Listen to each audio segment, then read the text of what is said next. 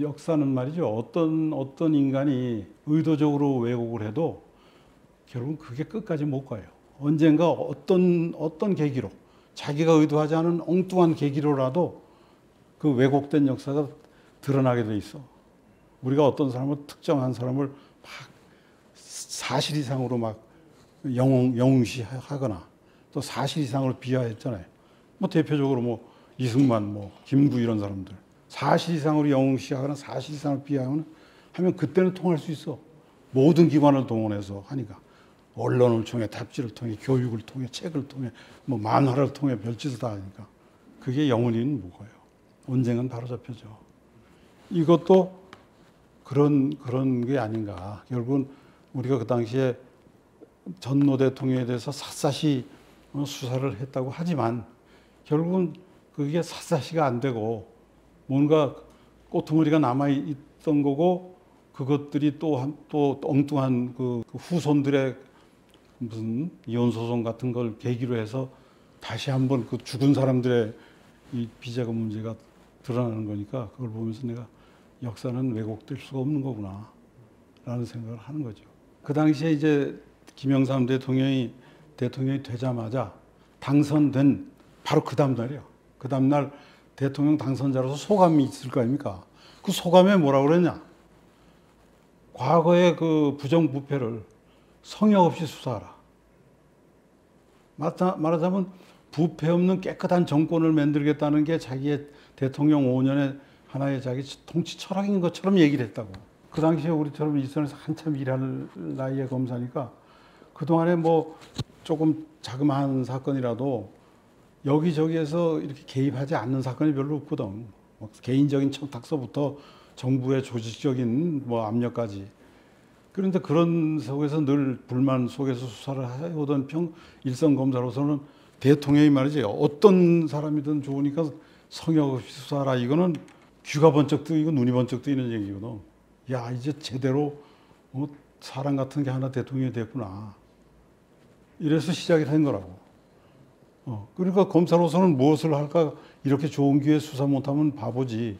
그러던 차에 이 동안행장이라는 사람이 연임을 위해서 정관계 로비를 했다는 게 딱 드러나니까 그건 언제 또 이게 일어났냐면 노태우 정권 때 일어난 일이 아닌가 직전에. 그러니까 사건이 너무 잘 겹치는데 마침 이 동안행장 그 당시에 최고의 실세인 사람이 세상에 다 알다시피 박철원이라는 사람 아니야. 근데 박철원이가 가지고 있던 사조직 중에 하나가 월계수회가 있거든. 노태우를 대통령 만들 때부터 역할을 했던 단체라고 그게. 그 월계수회의 이 동안행장이 총무야. 그러니까 동안행장만 잡으면 그 월계수회의 그 비자금이라든지 여러 가지 그 불법 행위를 다 잡아낼 수가 있겠다는 생각이 드는 거지. 그래서 수사를 시작을 했어요. 그랬더니 뭐 격려가 대단했지.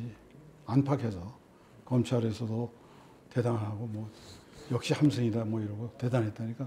계속 추적하다 보니까 노태우가 나온 거야. 노태우라는 실명 계좌는 없고 청와대 근처에 있는 동아은행이나 상업은행이나 이런 은행 지점에 한두 푼도 아닌 몇백억짜리 가명 계좌가 나오는 거야. 그땐 가명제가 가능할 때니까 가명 계좌가 나오는 거야.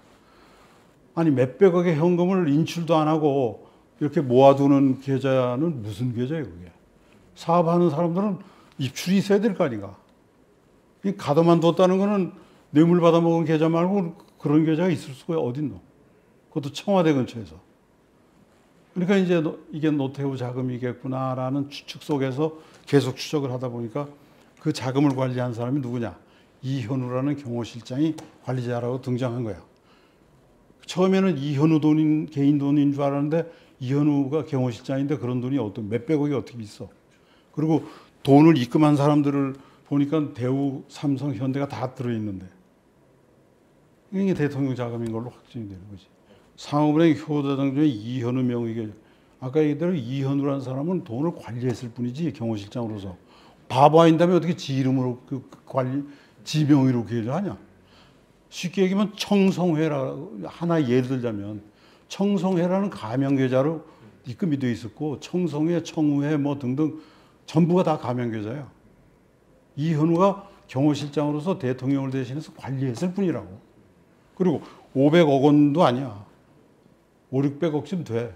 계좌가 뭐 몇 개 나왔어요. 이것보다 더 많은 계좌도 있어요. 그렇지. 뭐 최대 규모가 어느 정도? 그리고 뭐 5, 600억쯤 되는 계좌들이 몇 개 더 나오는데 이걸 이제 확정을 지으려면 그 계좌에 입금된 게 있을 거 아니에요. 매달 며칠 날 100억 입금되고 또 50억 입금되고. 그러면 그 돈을 역추적해서 돈을 준 사람을 찾아야 될 거 아니야. 대우에서 줬다. 그럼 대우 김무중 회장을 불러서 맨날 며칠 날 여 통장에 보니까 당신 계좌에서 나와서 이 계좌로 들어왔는데 이거 당신이 준 돈 맞소? 라고 물어봐야 될 거 아니야. 그리고 누굴 준 거요? 대통령을 준 거요? 이현을 준 거요? 왜 준 거요? 이렇게 물어봐야 될 거 아니야. 그래야 수사가 제대로 되는 거지. 근데 대통령 수사가 그 당시엔 대통령 수사가 목적이 아니었기 때문에 그거는 안 했다 이 말이야.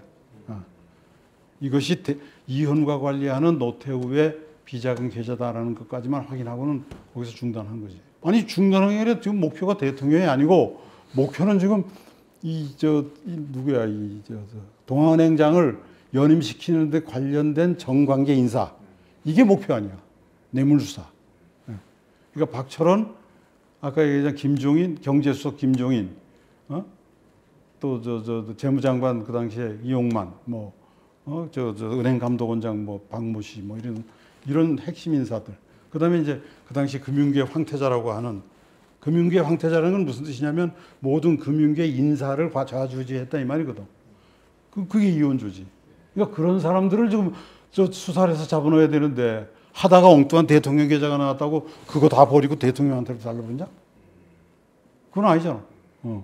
그 당시에는 아시다시피 금융이나 사업이라는 게 돈 없으면 사업을 못 하는 거거든. 돈만 있으면 얼마든지 사업을 하고 떼돈을 벌 수 있는 기회들. 그러니까 은행 이자가 대출 이자가 15%, 20%까지 갔거든. 그건 알고 있어요?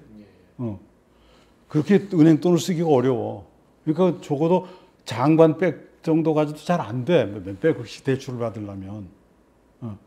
그리고 백을 써서 대출을 받아도 그냥 맨입으로 안 돼. 거기에 리베이트라고 그래가지고 적어도 꾼 돈의 한 10% 적게는 5% 정도는 리베이트로 그 사람들한테 줘야 돼. 그게 그 당시에는 일상 관행이야. 그 리베이트 받은 돈이 비자금이야.